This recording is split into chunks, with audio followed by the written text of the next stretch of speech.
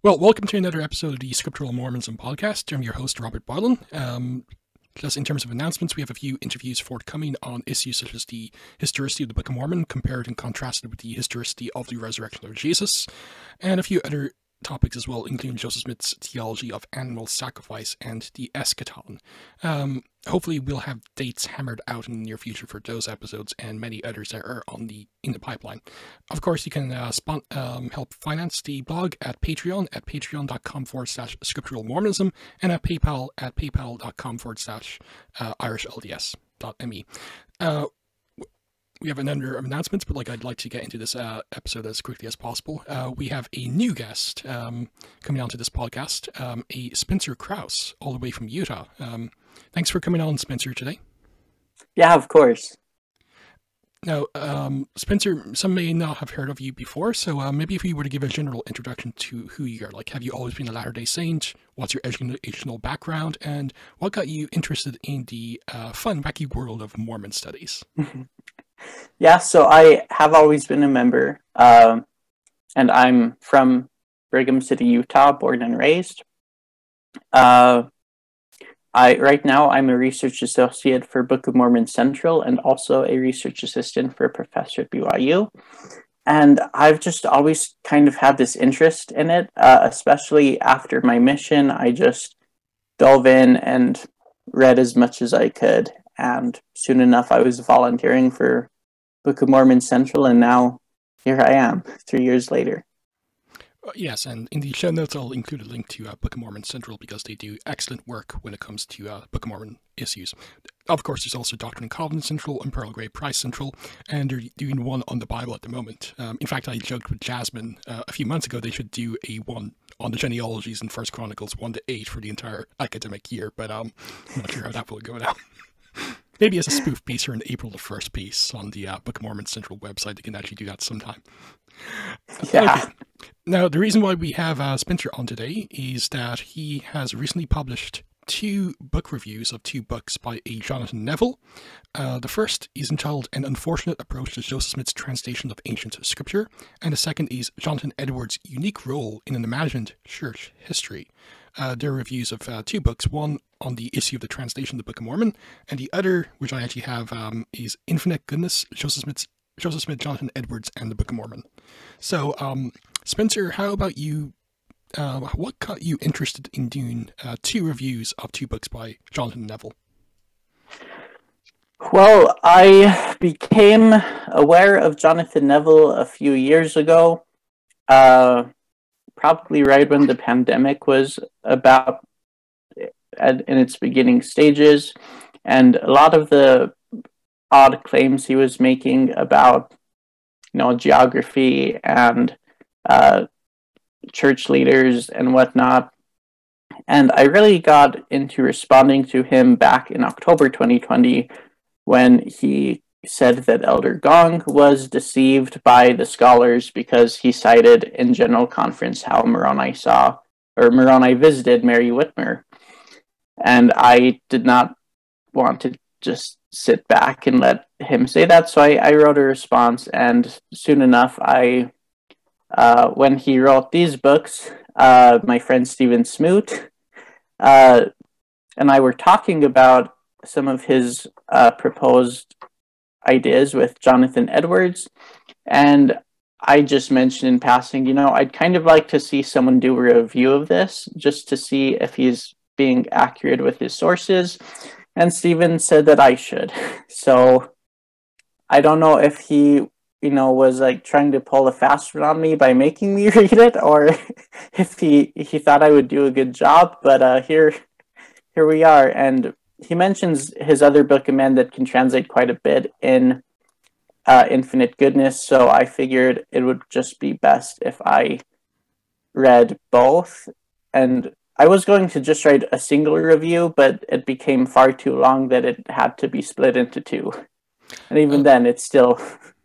Yeah, it's about combined, it's well over 100 pages, but a lot of really interesting material on various issues, such as the translation of the Book of Mormon, and even the Isaiah variants in the Book of Mormon, and Jonathan Edwards, and whether or not he actually did influence the vocabulary and other issues one finds in the Book of Mormon. Just on the issue for those who are interested when it comes to, say, the Heartland model of Book of Mormon geography and Jonathan Neville et al. I'm in the show notes. I will include a listing of the infamous Stephen Smoot's reviews of the book by Hocking and Meldrum, annotated edition of the Book of Mormon, which appeared on his website, as well as Spencer's blog. I should have mentioned LatterdayLightandTruth.blogspot.com, and of course there's also Richard Nygren's blog, Neville-Neville Land, a blog critiquing Jonathan Neville mainly, but also other Heartland proponents, where he posts under the nickname Peter Pan. Richard is one of only a few African-American apologists in the church at the moment, and he lives in Birmingham, Alabama.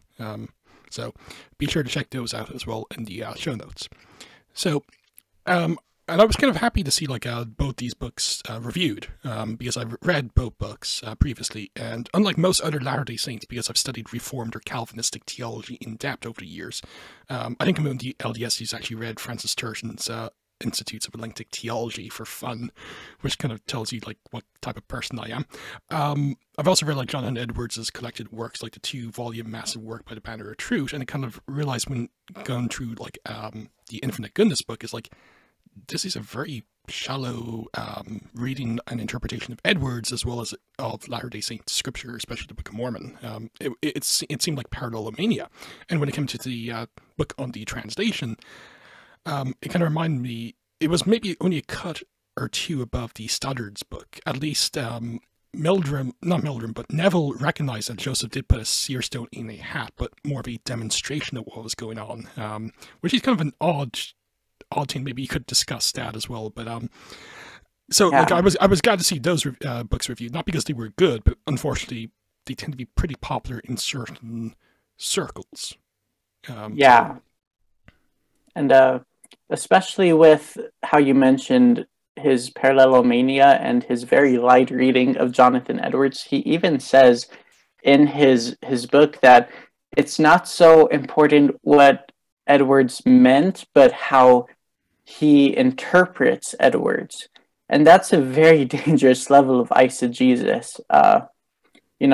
If anyone can mean anything because of how you decide to interpret something, then that ultimately means nothing really has any meaning, Yeah, it's kind of funny because that's very postmodern, and I really doubt Neville would be a fan of postmodernism.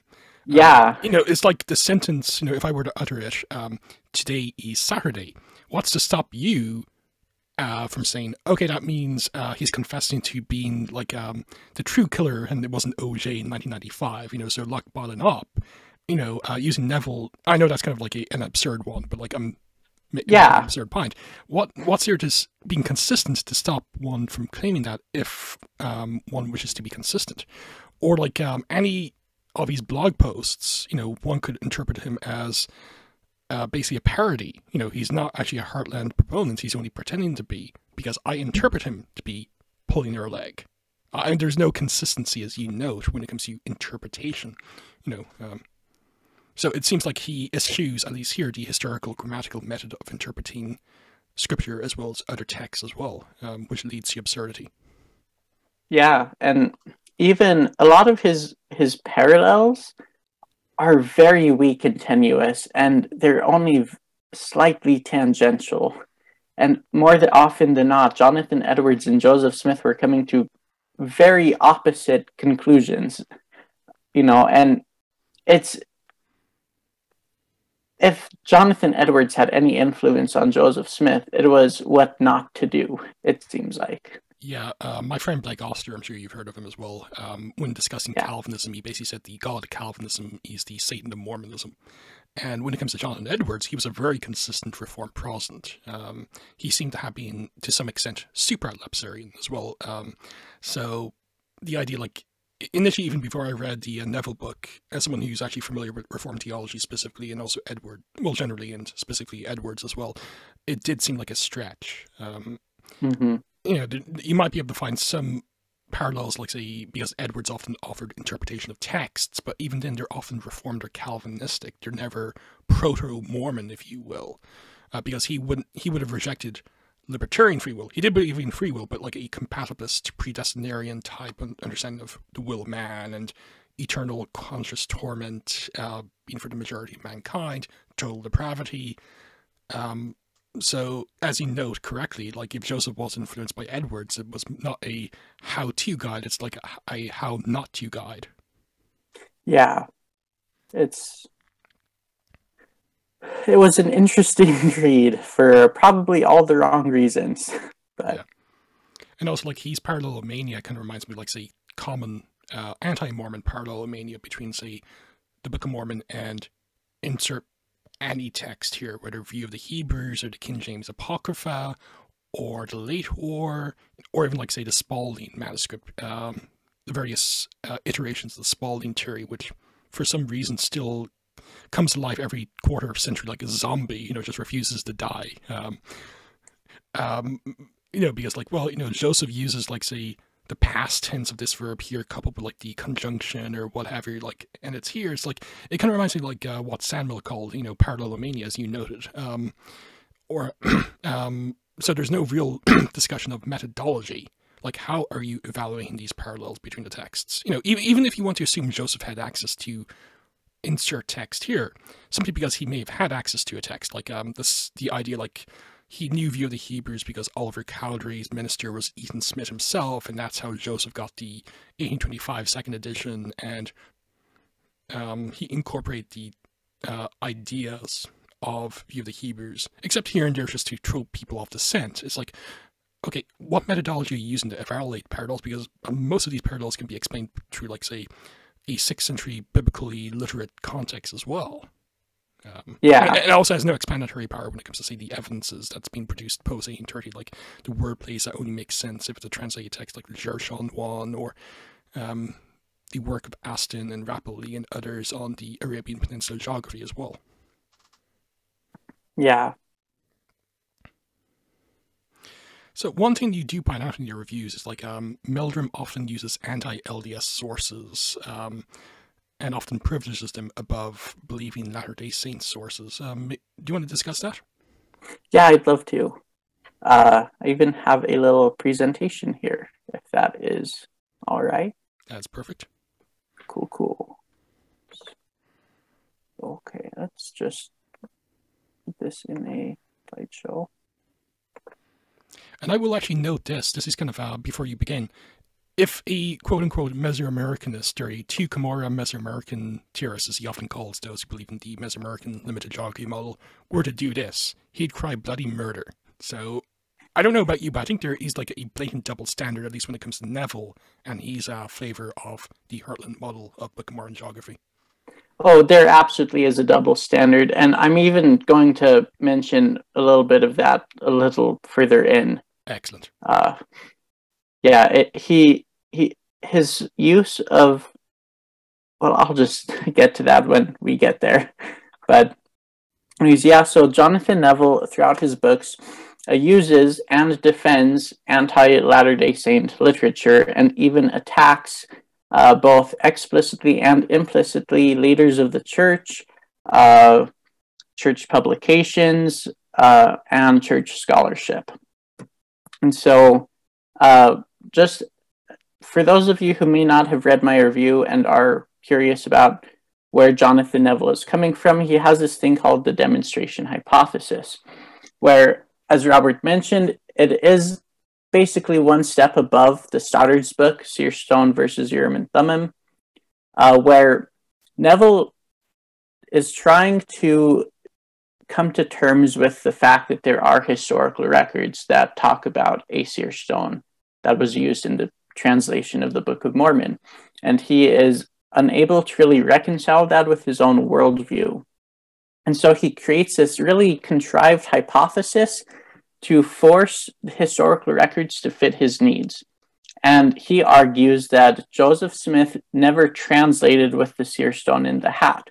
What he did, however, was to get the Whitmers to stop bugging him because they kept wanting to see the translation, but he couldn't show them the Nephite interpreters.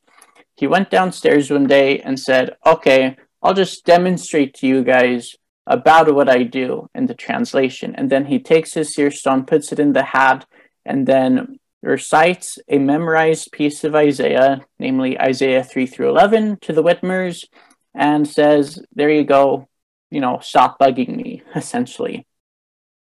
And this hypothesis really is fundamentally flawed. And in order to support this, he actually relies on a lot of anti-Latter-day Saint literature, especially from the early 1800s. And he does not deal with the sources faithfully, accurately, in any historically sound way either.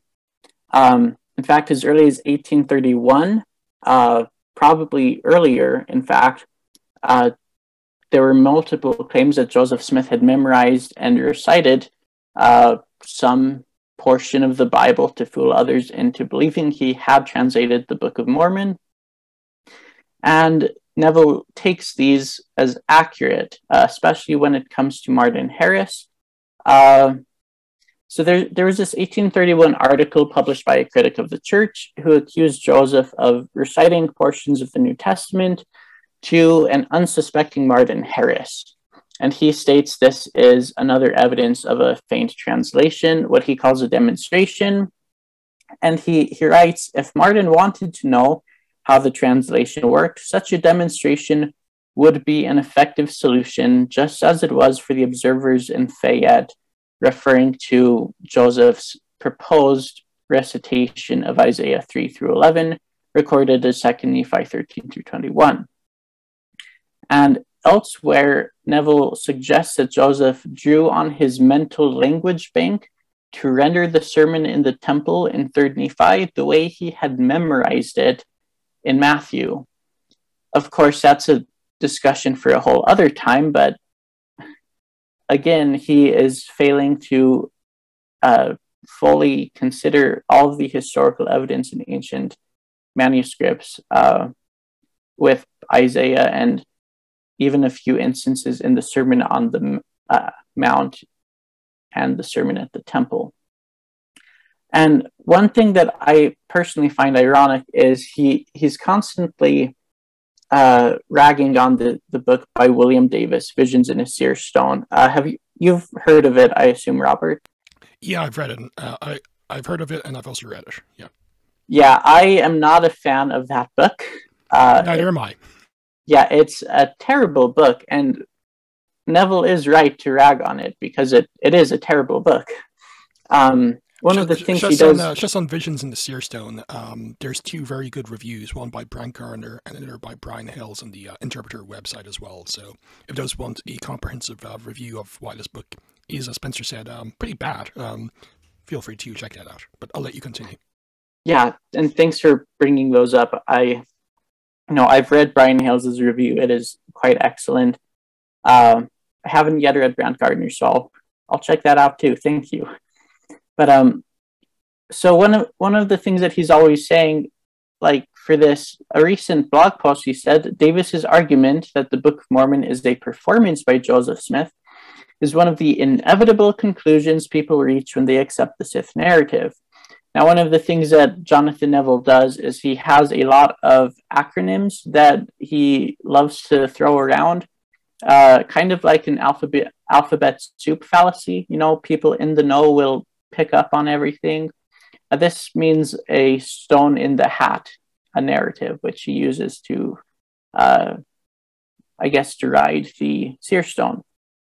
However, as I was looking more into the book Visions in a Seer Stone, as it so happens, Neville and his own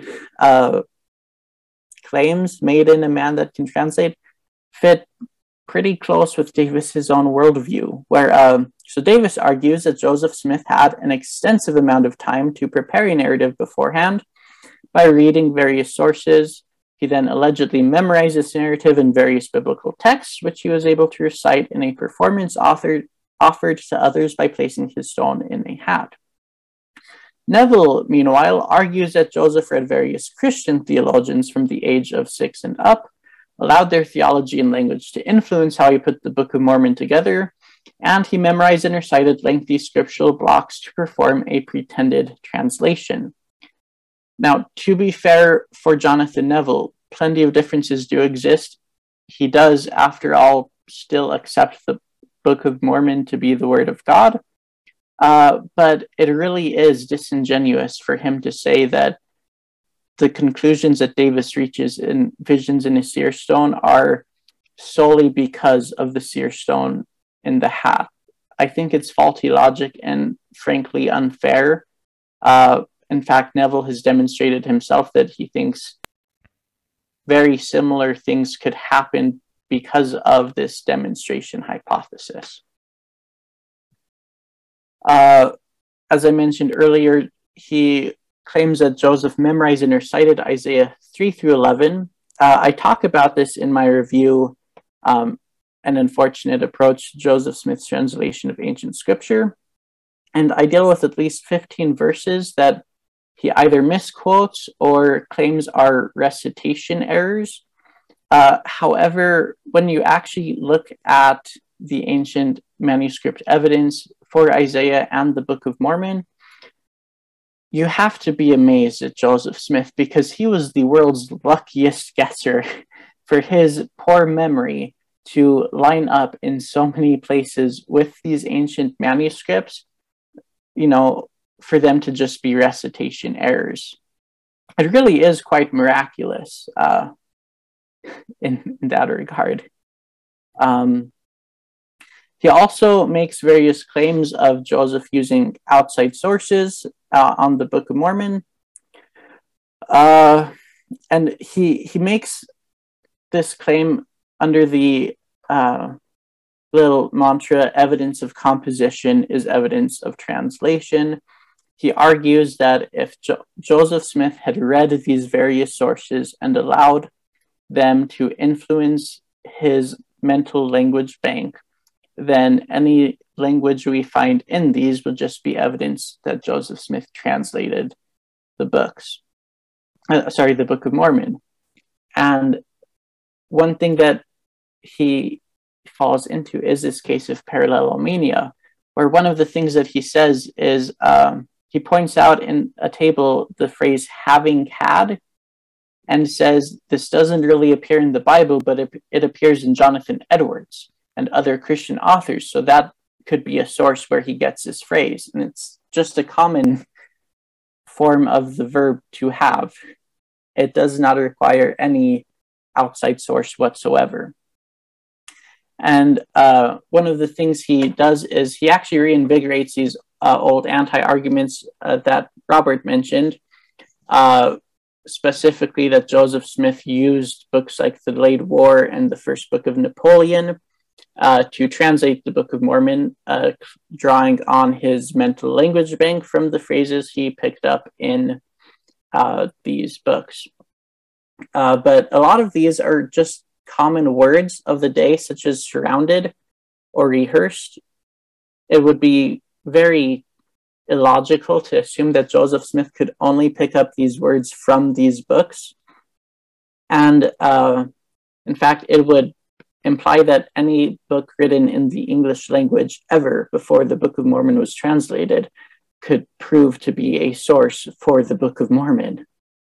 And I actually laughed out loud when I read this in his books. He claims that one, piece of evidence for Joseph's use of the Delayed War in coming up with the Book of Mormon is that in both cases, we have a title page, a copyright page, and a preface.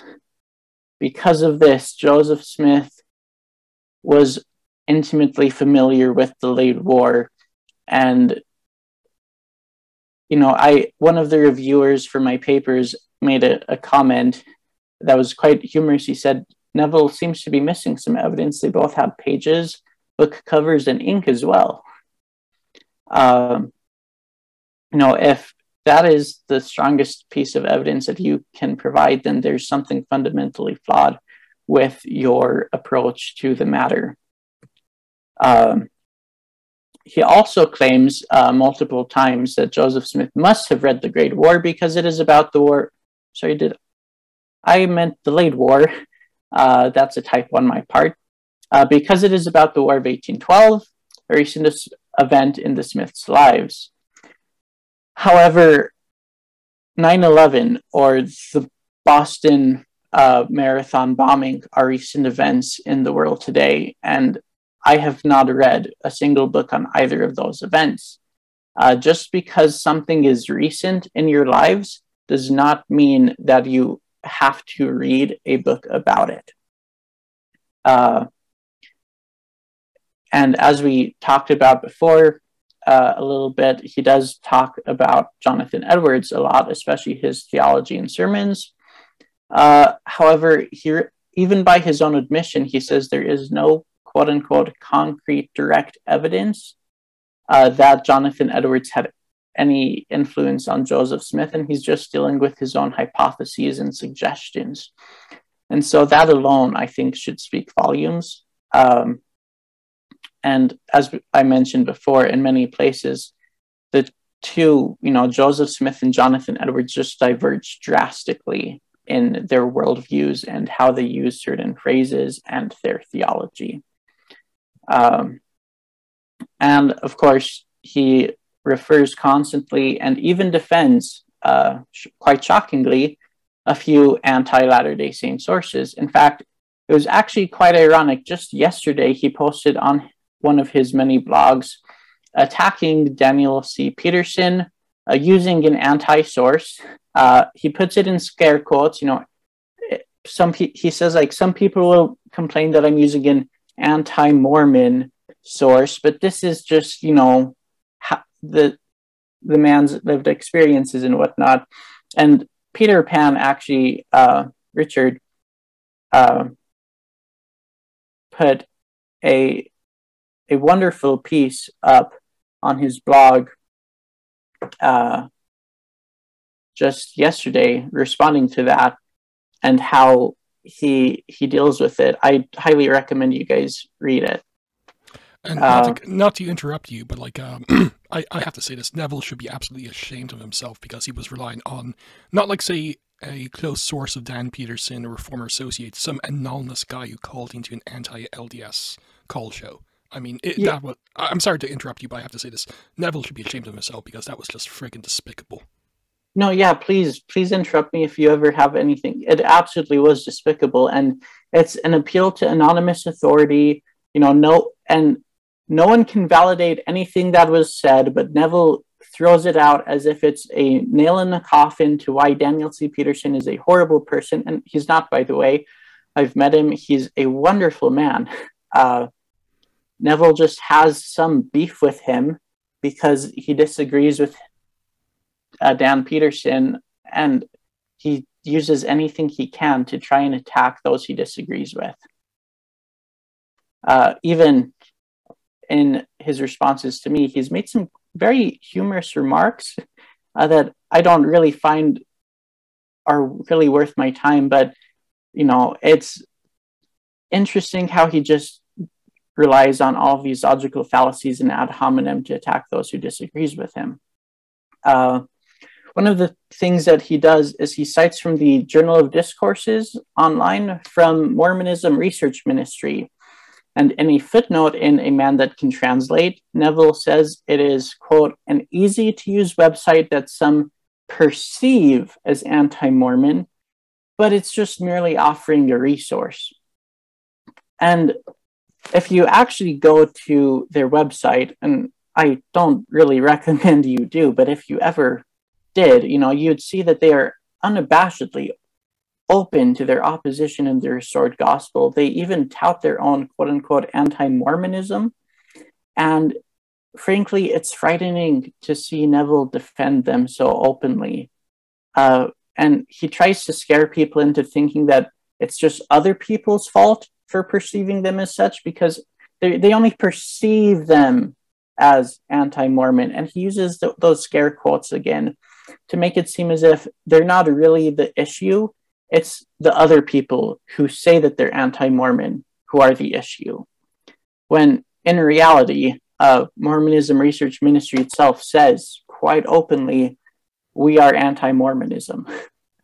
Yeah, and any organization that has implied Aaron Shafahaloff, and also if you go through McKeever and Johnson's work, they believe LDS, if they die believing Mormonism, will go to hell for eternity.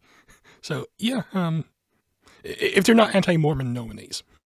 Yeah, it's a wonderful resource to refer your readers to who, are active Latter-day Saints, you would assume. Yeah, not to cut you off a bit more, but like it's not a case like, say, the scans of the journal discourses on the MRM website is actually way better than other scans elsewhere, or it's the only option out there online. Even online, there's the BYU collections where one can actually access scanned copies of the journal discourses as well. So it's not a case like, this is an area where LDS have to catch up, or there's been no scans or anything. It's an objective fact. There's other pro-LDS or even neutral websites out there that can accommodate journal discourses and other original manuscript scans as well.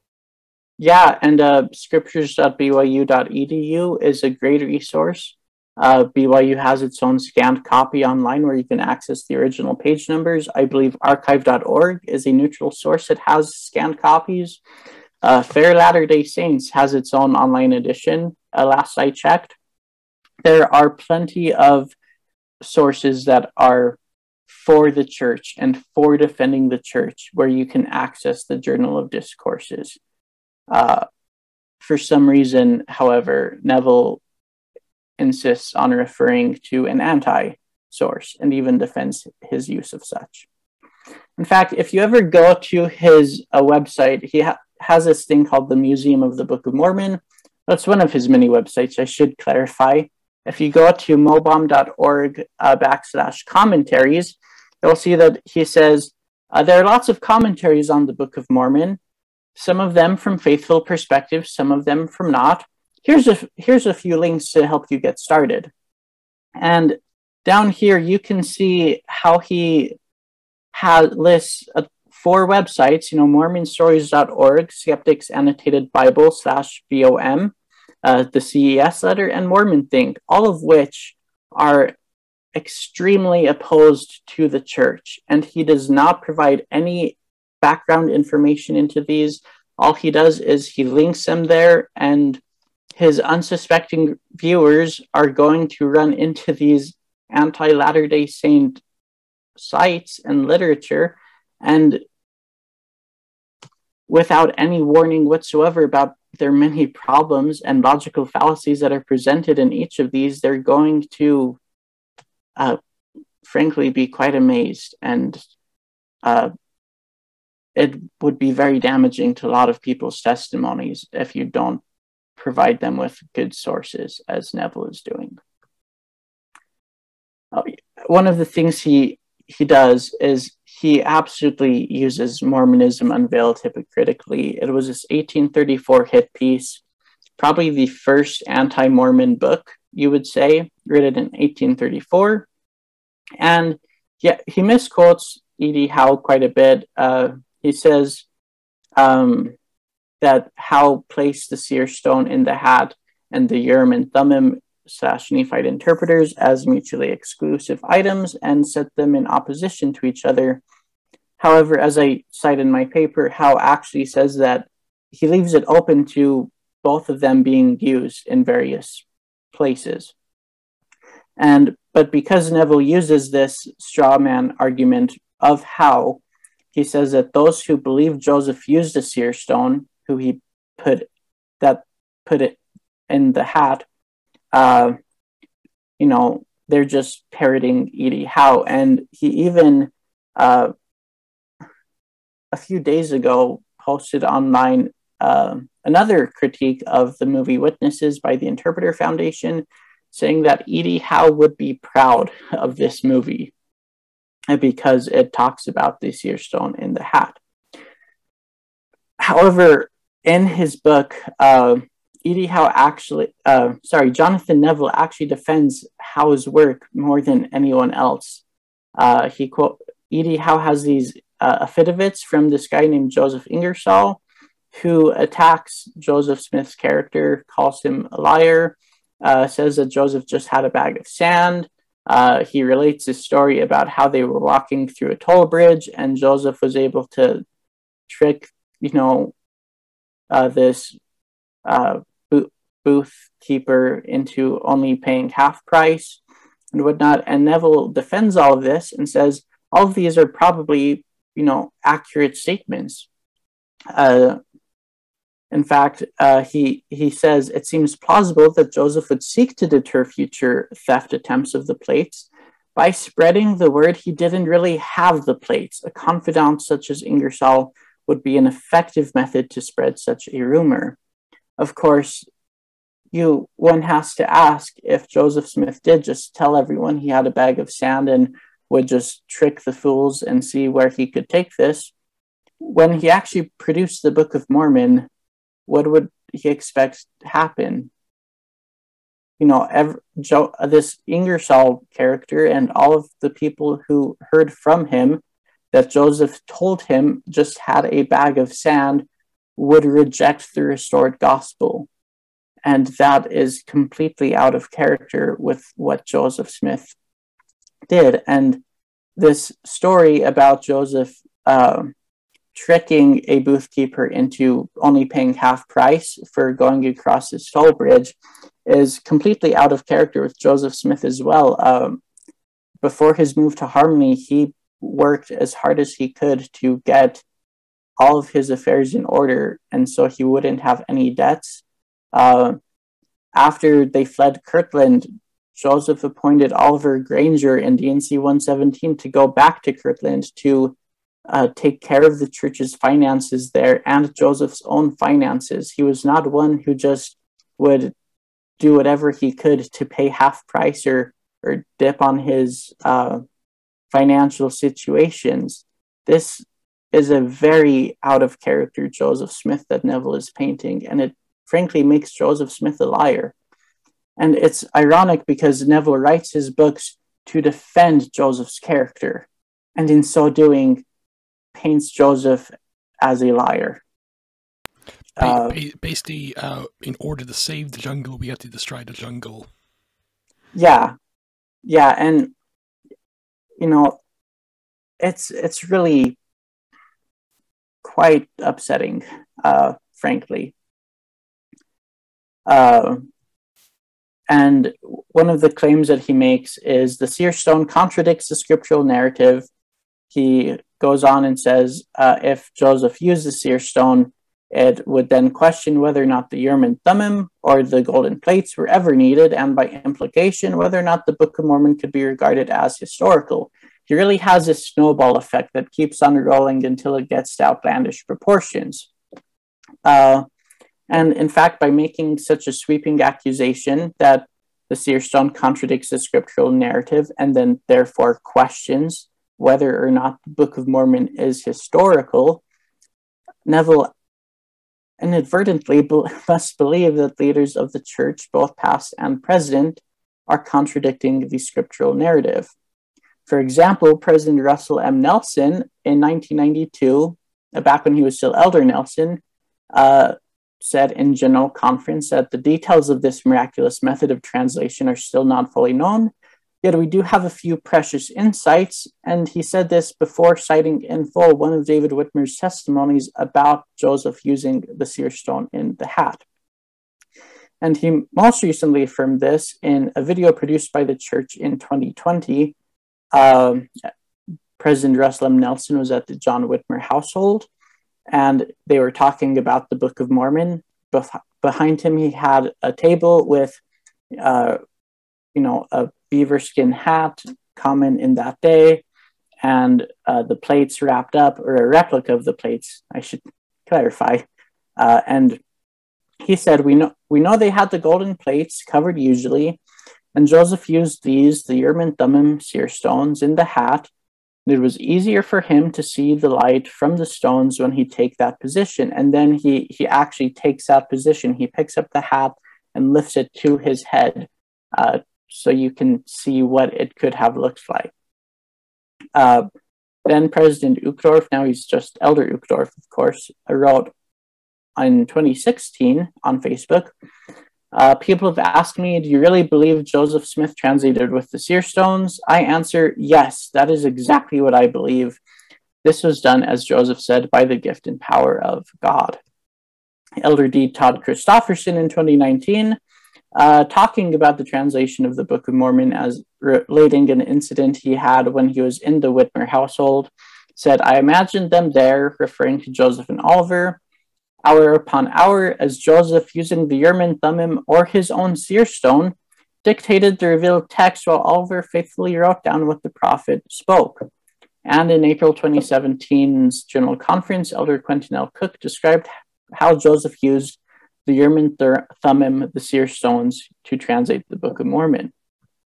Even as early as 1888, in President George Buchanan's biography, The Life of Joseph Smith, which is still a useful biography and quite excellent, I would add, he says one of Joseph's aides in searching out the truths of the record, meaning the Book of Mormon, was a peculiar pebble or rock, which he called also a seer stone, which was sometimes used by him in lieu of the Urim and Thummim. This stone had been discovered to himself and his brother Hiram at the bottom of a well, and under divine guidance, they had brought it forth for use in the work of translation. Wilford Woodruff, I believe, also said, I quote this in my review for fuller context, but he also said that Joseph Smith found this seer stone by revelation, some 30 feet under the ground.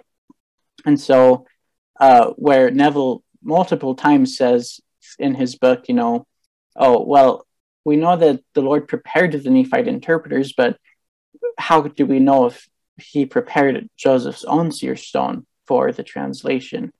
Well, according to contemporaries of Joseph Smith, the seer stone was found by revelation and therefore a divine tool.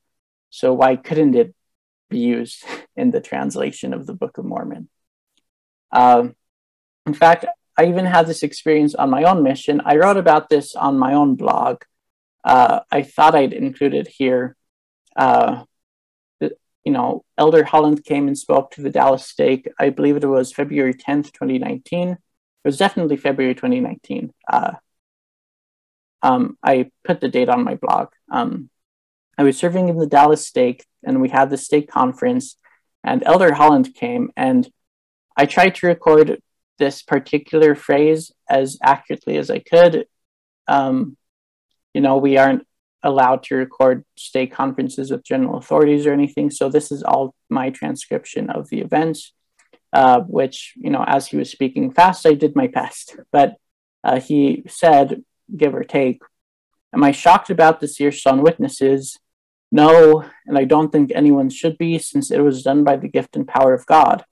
If I learned that Joseph Smith translated the Book of Mormon by riding a unicycle uphill and playing Bob Dylan's harmonica, I would still believe it if it was done by God Almighty's power. If you want to make me disbelieve the translation or any account thereof, you have to give me something better to believe instead. And it's a quite humorous response to a lot of these criticisms, but I think a very valid one. Joseph Smith could, as the prophet of God, could absolutely use anything and anything to his translation efforts. And a final quite laughable claim is that Neville makes is General Conference since 2007 has not taught the truth that Joseph Smith used the Urim and Thummim to translate the Book of Mormon. Neville claims that up until then, all the church leaders were uncompromising in their rejection of the seer stone, which is just demonstrably untrue, as I've already shown in the citations previous to this. He links this to an interview with Richard Lyman Bushman in 2007, but again, it just doesn't add up. The Urim and Thummim was even mentioned an additional time by Elder Lindsey Robbins in 2016. Neville just provides a very weak analysis and one that he tries to fit his needs into. So, if believing that Joseph Smith uses seer stone to translate the Book of Mormon contradicts the scriptural narrative, one must ask themselves, what does Neville think of these brethren who teach it openly and boldly? And while I would like to believe that no Latter-day Saint would claim these living prophets and apostles are contradicting the scriptural narrative, as I mentioned earlier, Neville has previously stated Elder Gong's 2020 conference address had fallen victim to scholars providing bad information to church leaders. That is a direct quote, by the way. So I find there's no small irony that Neville implies that if you believe in the seer stone, you must be disagreeing with Scripture, when he doesn't address the fact that it would place these modern apostles and the current president of the church with this same charge of disregarding Scripture. It's more than ironic, even. It's just a bad claim, and Latter-day Saints who aren't aware of his tactics could get swept into this. Another thing he does is he targets a lot of church publications. He takes issue with two issues of the Ensign, especially, both written by church historians. One was written by a General Authority 70, namely Elder LeGrand R. Curtis Jr., that was published in the January 2020 Ensign. And he previously had this ill-doctored photo that he, seems so proud of, where he put the cover of Mormonism Unveiled on the January Ensign cover and said, wow, look at this. E.D. Howe would be so proud of what's in the church Ensign, talking about the seer stone, which is frankly sickening, in my opinion. He also attacks saints. He even insinuates the authors of Saints plagiarized David Whitmer's An Address to All Believers in Christ, talking about how the seer stone would shine out of darkness into light. And David Whitmer uses similar language, but in reality, both Saints and David Whitmer are drawing on language from the Book of Mormon, and it does not imply that Saints plagiarized David Whitmer at all. It's even reviewed, Saints is reviewed by apostles. In fact, the First Presidency at the front of Saints Volume 1 has this wonderful little introduction saying, we invite everyone to read this. This is a great history. And even Elder Quentin L. Cook posted on Facebook just last week, I believe, how one of his assignments was to review and read all of the documents that led into the publication of Saints. Another thing he does is he attacks the Gospel Topics essay discussing the translation of the Book of Mormon. He claims that it does not teach what Joseph and Oliver taught because, according to him, the term Urim and Thummim could only mean what he needs it to mean, that is the Nephite interpreters. And because the 2020 Come Follow Me Book of Mormon manual talks about both the Urim and Thummim and seer stones, he says it must either contradict itself or it contradicts Joseph and Oliver Cowdery. But this is simply a false dichotomy of his own invention.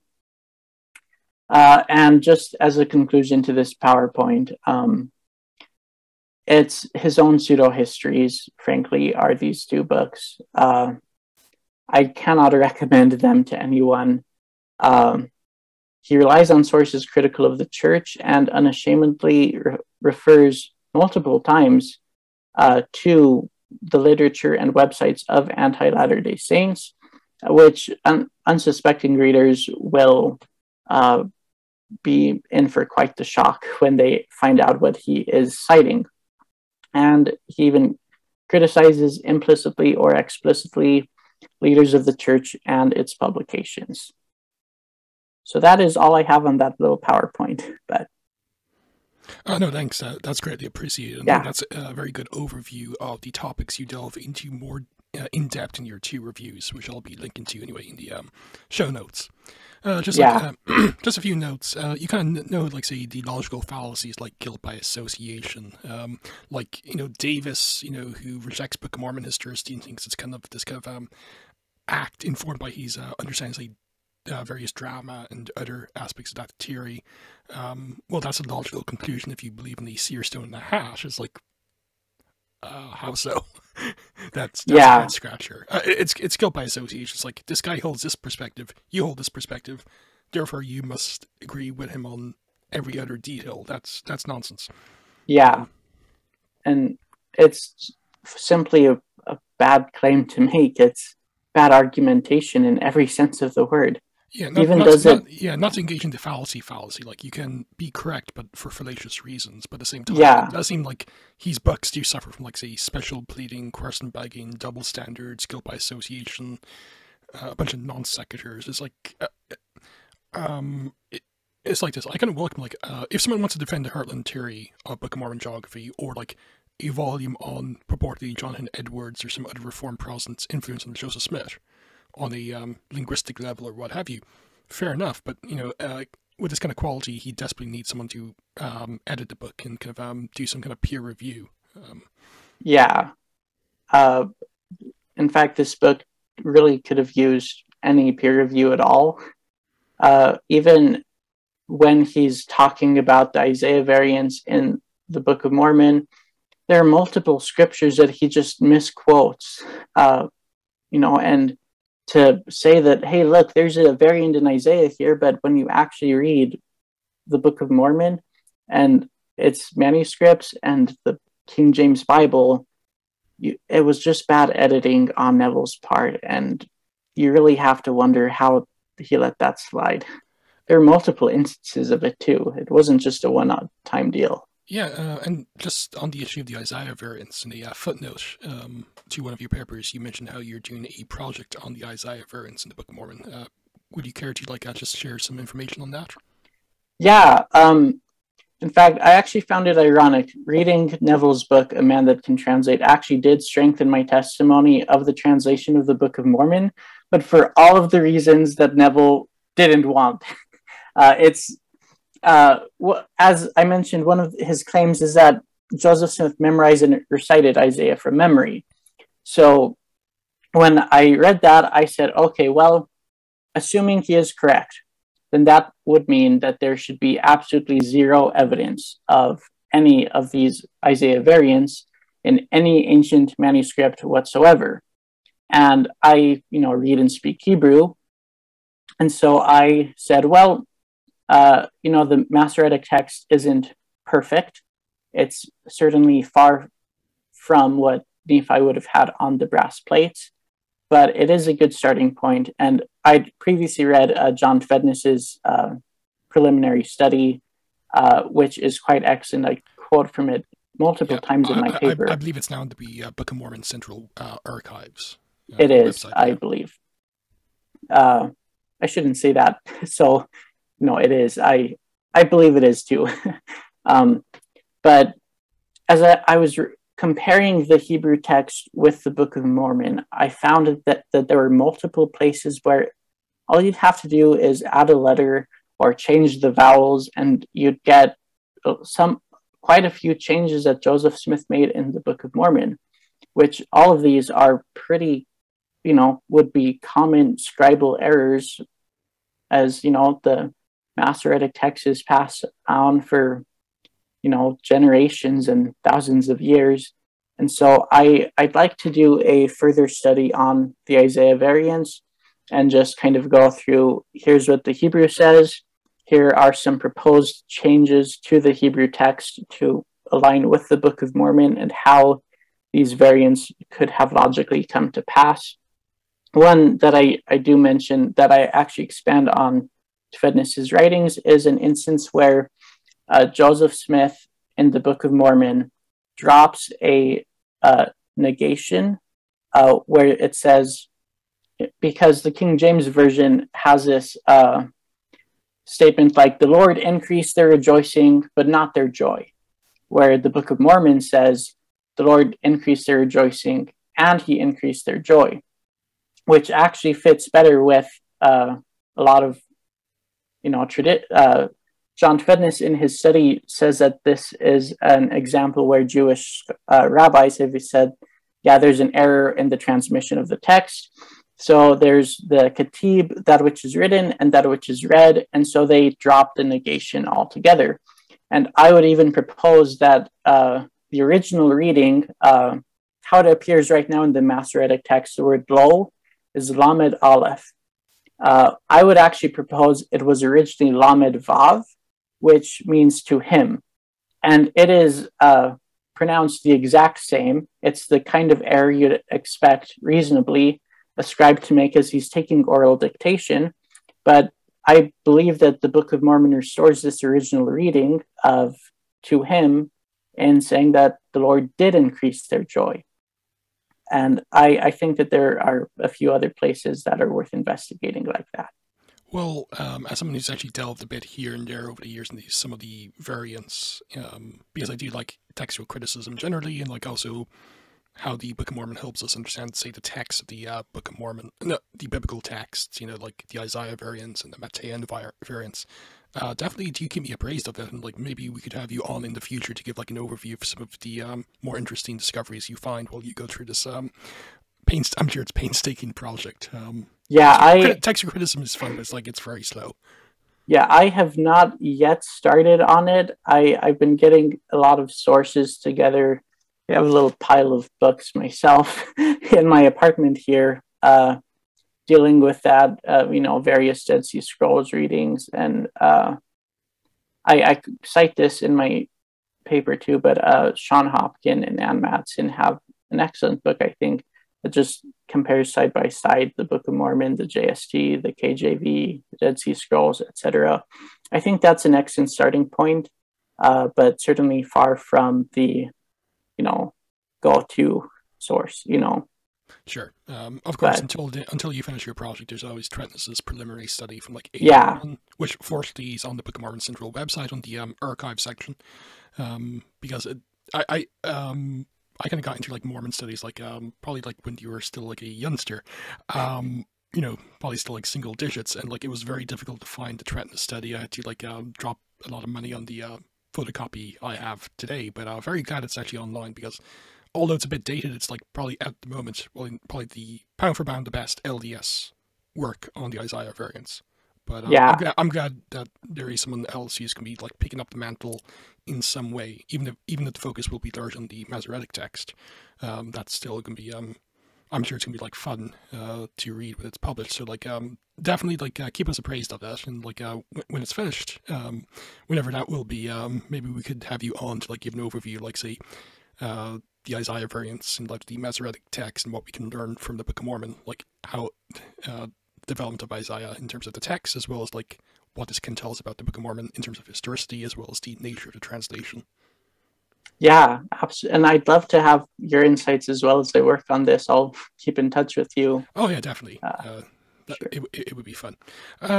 So like, well, going through like Heartland stuff, like of course, like those who have read Heartland works are a bit in the know, but like maybe someone who's new to this may be wondering, why is there such a discomfort with the belief that Joseph uses seer stone in a hat to translate the Book of Mormon? Because usually whenever people are kind of bothered by this, if they're believing Latter-day Saints, it's like usually I would just say, I understand this is new information, you may be a bit shocked, but take a step back. You believe an angel appeared to some firm by in the 1820s, gave him gold plates, and you believe he translated to the parent god using biblical magical glasses, the Urim and Thummim. But you have a problem with the same thing, except you've placed the biblical Urim and Thummim in like these magical eyeglasses with a stone in the hat.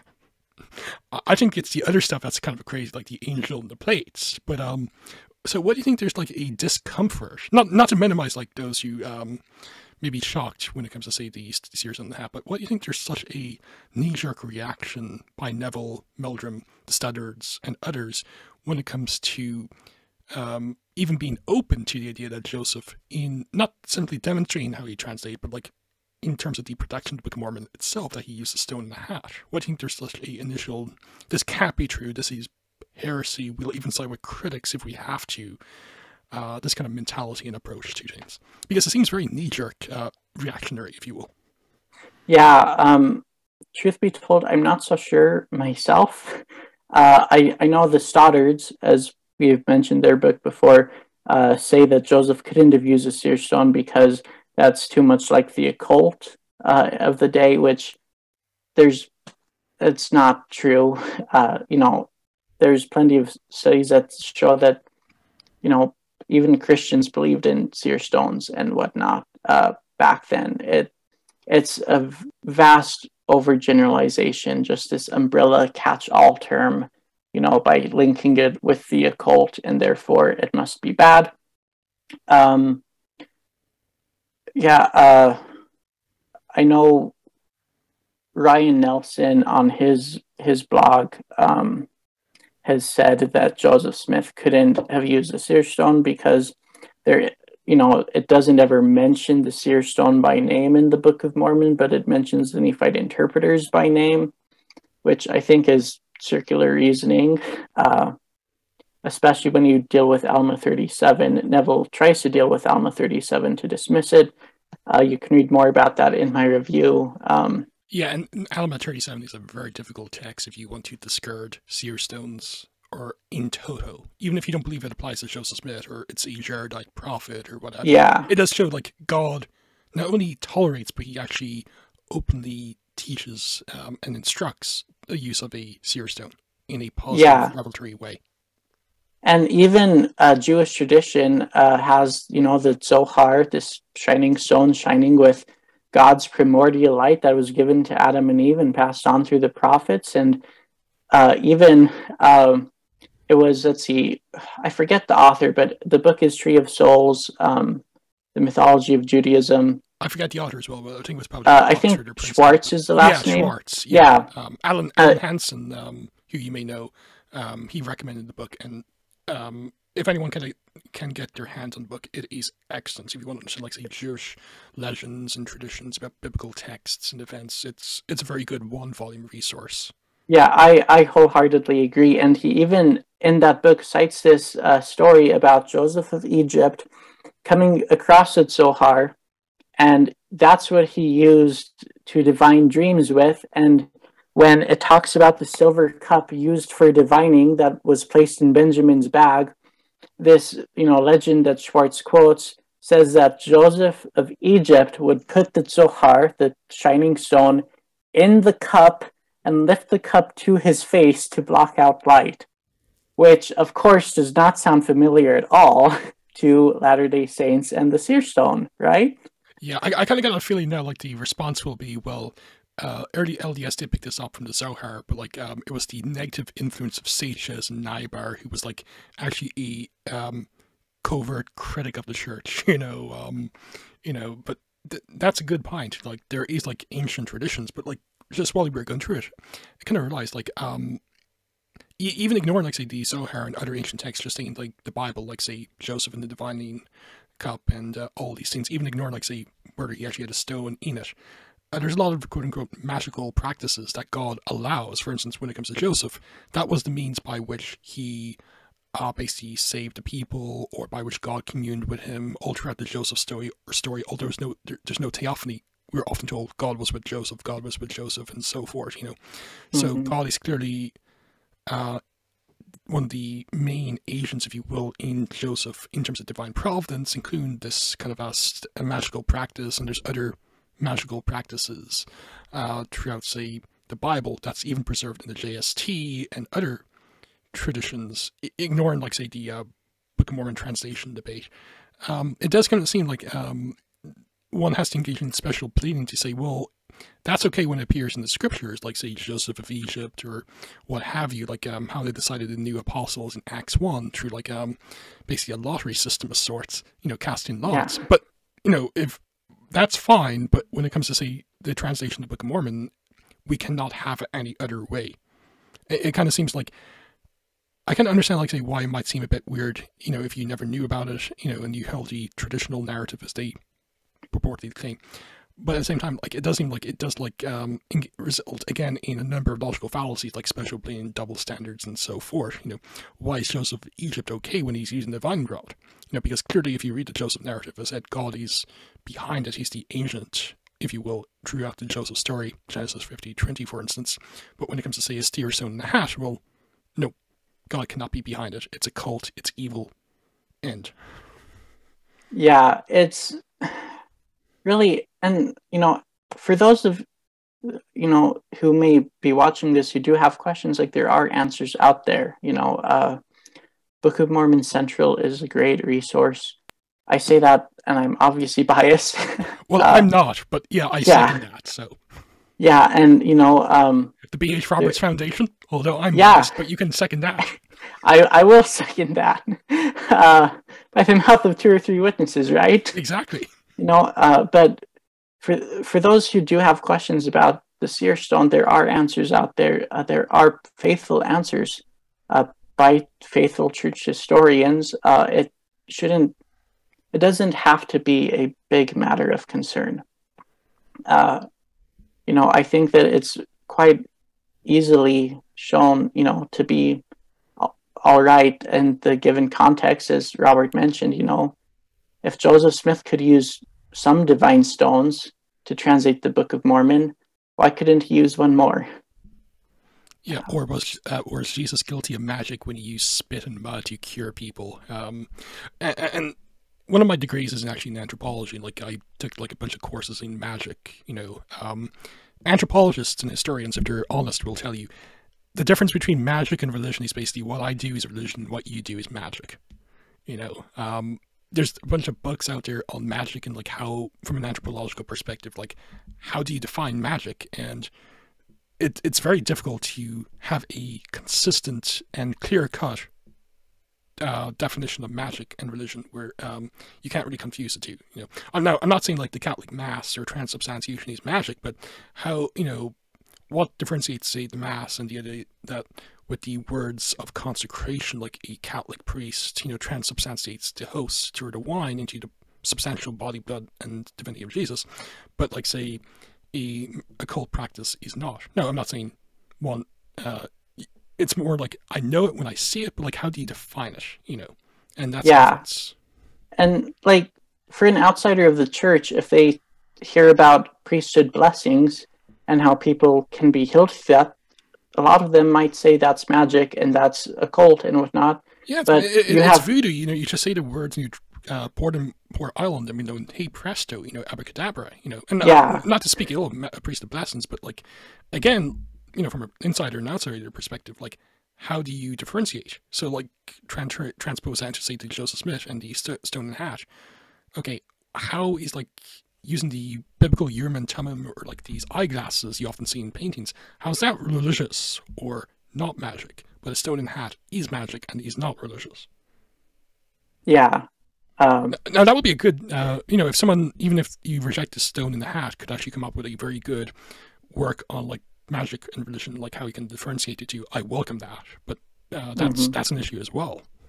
And again, it kind of goes back into what you've pointed out in your reviews and even in your brief presentation today, the inconsistency of Neville and other proponents. Now, I don't know about Neville personally. I think he's intellectually disingenuous. I think some people who follow him are just being deceived. I don't think they mean ill, but like, I personally speaking, and I'll happily say this, I think Neville is often purposeful. Like his recent antics with Dan Peterson and believing an anonymous phone call. Yeah. That's horrible. But he's also like dumped on me once or twice in these blogs. One of his many 5,000, 6,000 blogs now. So yeah, and he's been dumping on me lately, as you could expect. Yeah, and he's also not a fan of Richard Nygren, who runs the Neville-Neville blog. Yeah, so it's some of his claims about me, especially, have been quite hilarious to read. Apparently, I am to blame for low YSA attendance. Also, bullying in I didn't attend YSA in Dublin when I was in my 20s because of Spencer. Yeah. Let's see. A fun one is he accused me of plagiarizing other interpreter articles, but he can't provide any source because none exists because I didn't plagiarize. And I'm sure he'll blame me for the Irish potato famine. Yeah. Oh, and then he also said that Interpreter is like the Lafferty brothers, those psychotic, homicidal idiots in the 80s, because they published my reviews, among other things. And wow, I did not see that, but wow. Yeah, it's... if it was anyone else, I wouldn't believe you, but like, it being Neville is like, unfortunately, I believe you off the drop of a hat. That's just... Yeah, no, it was in his... he has this series called Under the Banner of the Interpreter. It's his episode 1 of that. It's honestly been pretty hilarious to read. I'm not going to lie. And the way I see things is, if that's all he can do to provide a defense for what he's written is by attacking me through libel. He has no response. I mean, He, I say this as someone who's often sarcastic and sardonic. I sometimes use humor and memes in some of my blog posts. Like, I do like to take the piss at times, but at the same time, you have to try and find a balance, you know. yeah, and you know, I've made a few jokes on my blog too. I made a meme of, you know, Bernie Sanders. I'm once again coming to you with a response. You know, I was just proud of that meme myself. Yeah, just, but there's a humor, and then like trying to put you and others on the same level yeah, as the like Lafferty brothers. I mean, I would never put Neville on the same level as the Lafferty brothers or Kim Jong Un. He's made a meme comparing, you know, Jack Welch to Kim Jong Un once. Like, you just don't do that. You know, there's just a level of human decency that you generally don't cross. And Neville has crossed that repeatedly, as it turns out. It's going to be interesting to see how he crosses the line if and when he actually watches this episode. Yeah. I'm sure he'll target me because I'm an Irish nationalist and other things like that, so there you go. Man. Or he'll probably just say, like, this is just like a green screen. I don't actually have any books in the background, so, yeah. Yeah, it will be interesting. Yeah, but one other thing you mentioned, like his use of parallelomania. Again, you kind of touched upon that. Again, one of the problems with his book, and funny enough, anti-LDS books, you know, if you want to engage in guilt by association, is like there's no discussion like how do you know or how do you evaluate like the parallels between the text, you know. Now scholars have discussed this, like Richard Hayes in his 1989 book Echoes of Scripture and the Letters of Paul, you know, and other works where they lay out the methodology, and then they even spend like an entire book trying to show textual parallels and like dependency and volume and thematic issues as well. But like when you were kind of going through like having had been a parallel or evidence that Joseph was referring in some way from Edwards, it's like, well, you know, they both used the definite article many times, you know, so what's there to stop you from claiming like he got the idea like using the definite article many times from Edwards, you know. I kind of joked with Stephen Smoot, like because there was a MHA presentation this year on Jane Lead, L-E-A-D, a 17th century visionary, and purportedly the influence her writings had on Joseph Smith. And I've read her works in response to that, and believe me, it's bad. I kind of joked like next year at MHA I'll present like Noah Webster's 1828 dictionary and how it influenced the language of the Book of Mormon. Yeah, it's... They were speaking English, of course, it's, you know, even if you believe, as I do, it's like a translation of ancient text, and I'm sure you would hold a very similar view. It was translating to 19th century English, you know, or if you want to believe, like, even like Skousen, even if I disagree with him, like early modern English, there's still going to be like these incidental parallels between any text as well. There's a very good article by Jeff Lindsay. It's a spoof piece. How the Book of Mormon was plagiarized from Walt Whitman's 1855 Leaves of Grass, and actually does a better job at showing parallels than like most other critics have when it comes to say Jane Lee, the Late War, and even View of the Hebrews, which, comparatively speaking, is one of the better sources in comparison to, say, the Spalding text or some other sources out there. So. Yeah, I'm glad you brought up Jeff Lindsay's piece too, because that is absolutely hilarious. I recommend everyone read it because he really does show a lot of the problems that these parallels face. In fact, I didn't attend MHA, but I did listen to Neville's presentation later on, and I was quite pleased when Michael Hubbard McKay railed him on. He said that we know from the critics like Dan Vogel that parallels are cheap because they are. I could find a parallel of, you know, the Book of Mormon to Augustine's or Luther's writings or whatnot, but that doesn't mean So you're that... saying Joseph in 1829 knew fluent German? Yeah, apparently, right? You know, and, you know, you can't logically come to any conclusion like that. The Book of Mormon was translated in and we know that the Lord speaks to men according to their language and understanding from the Book of Mormon.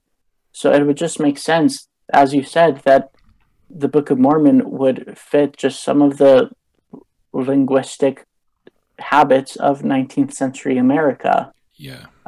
And also, like, when it comes to, say, like, literary dependency, one of the best signs of, like, say, plagiarism or literary dependency is, like, shared neologisms, you know. And the Book of Mormon itself introduced, like, a bunch of new words, especially names, like Jershon, Zarahemla, and so forth.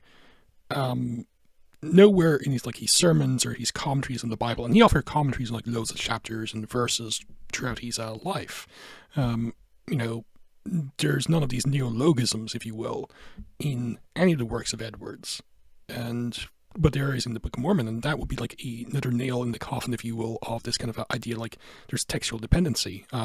Even if you want to, like, believe Edwards, even through osmosis, influenced Joseph Smith, it doesn't. It has very, at being generous, it has scant, and that's me being very generous, explanatory power to the text. You know, I don't know if you have any thoughts on that as well. No, you summed it up pretty nicely. You know, and yeah, I really can't do better than that. So. Yeah, and just one final thing is, like, going through, like, Edwards, even before I learned of the book, it kind of struck me as odd, because Neville does believe in Book of Mormon historicity. Say what you will about him, you know, at least he takes Book of Mormon historicity seriously, and I do. And personally, if it was up to me, I think every church member should actually affirm historicity of the text, not like it's simply a parable, like the Community of Christ, or yeah, or a certain TikToker out there who I'm not going to name, but we all know who I'm talking about. Yes, you know, do. Yeah, you do. Who LARPs as LDS because his paycheck depends on it, but, you know, enough of that. So at least, you know, you have to give credit. You know, he does take the Book of Mormon seriously, as he does believe Joseph told the truth in some way, and he does affirm there were plates, there was Nephites, blah blah blah. But at the same time, like, this would seem like to feed into, like, say, the naturalistic theory, i.e. the non-supernatural theory of Book of Mormon origins, because if Edwards was influencing Joseph Smith at this level, taking Neville at face value, what's here to stop one claiming consistently, well, so did the King James, so did the King James Apocrypha, so did, like, the anti-Masonry of the 19th century, and all these other tropes you often find inside the works of the Tanners and Vogel, and even as far back as Alexander Campbell, you know, who claimed the Book of Mormon was answering all the theological, philosophical debates of the time, like transubstantiation, infant baptism, and baptismal regeneration. It does seem like if you want to be consistent in this model he's proposing, you're opening up a gate to, like, say, a completely naturalistic origin of the Book of Mormon. Now, maybe that's just me, but do you have any thoughts on that? Yeah, and I do. One of the things that he claims in his book that I do respond to is that he claims that Joseph Smith performed a scholarly translation of the Book of Mormon, and it was only inspired because he used the Urim and Thummim essentially to confirm his translation, which again removes the gift and power of God a lot, you know, from it. If it's just done in a scholarly means, then, you know, as you or I might translate the Hebrew Bible or Ugaritic or Koine Greek, you know, that really does take out a lot of the marvelous power that is in the coming forth of the Book of Mormon. You know, this unlearned farm boy who, you know, wasn't very literate, who somehow was able to translate a record that he had no idea how to translate, and do it in such a way that, you know, it's remained, you know, standing and still something that critics have to reconcile with for over 200 years. That you can't just do that, you know, through just normal human means. Yeah, I agree. Yeah, it does seem to minimize the supernaturalism, if you will, behind the translation of the Book of Mormon, regardless of the model you hold to, like Sewn in the Hat or biblical Urim and Thummim or what have you. It does seem like, well, Joseph did have an input because, you know, he was the translator, you know, regardless of how tight or loose you want to believe the translation to be. I'm personally in the tight camp, but for different reasons in Raul Skousen. But be that as it may, even if you hold, like, a loose translation, let's say Brant Garner, and other scholars as well, there is like the belief like Joseph had no clue about Reformed Egyptian. He had no clue about Hebrew or Egyptian grammar, lexicon, or syntax. When he translated the plates, but it does seem like it's supernatural all throughout, regardless of your translation model, tight, loose, stone in the hat or not. Neville does seem, as you know, like really, whether he means it or not, it really reduces the supernaturalism and as you know, like the only supernatural element is like it was done, it was confirmed, if you will, as correct or what have you by the human tumum, and that's it. Yeah, it. So it kind of begs, like, it begs the question, like, how should we understand, like, say, because Paul teaches all scripture is God-breathed or Chapanistos, not necessarily, so how should we understand the text of the translation? Is that necessarily God-breathed, or is that, it's not God-breathed, but the end result is God-breathed, or like, it's adequate, or it's correct, and that's it. Because you just don't want a correct text, you also want a divinely inspired text as well.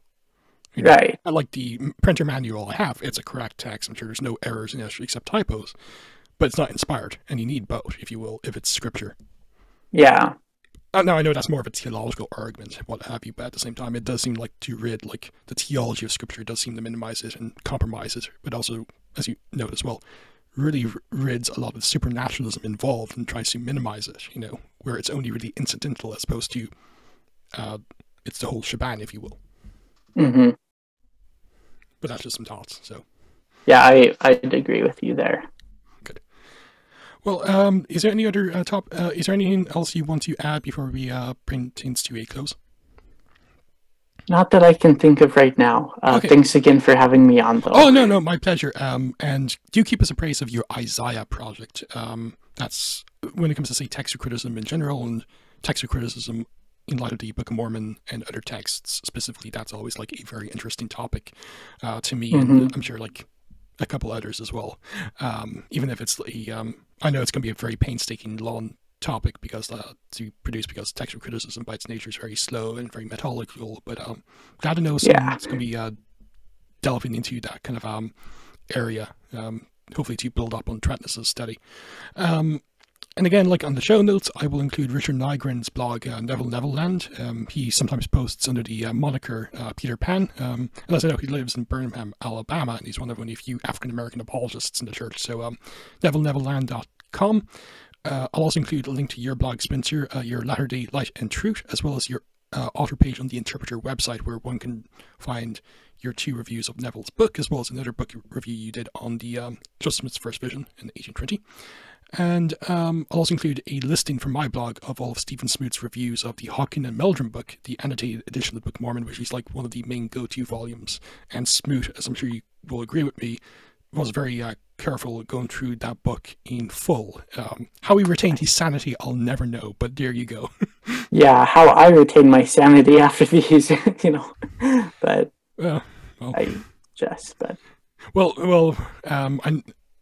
someone had to do it, so I'm kind of glad you did, because although the books, I've read both books, and they were, I'll be blunt, they were crap. At least some good did come out of it, like your reviews, like your historical analysis of, say, the evidence for the seer stone in the hand method, and how it wasn't simply a demonstration. It was not just how he demonstrated, but it was also the predominant means by which he produced or translated the Book of Mormon, as well as going through Jonathan Edwards and his non-influence upon Joseph Smith. So again, I do appreciate your time, and keep up the great work on your blog with Book of Mormon Central and your other projects as well. It's greatly appreciated. Thank you. You as well. Well, until then, take care, and thanks to everyone who listens to this episode.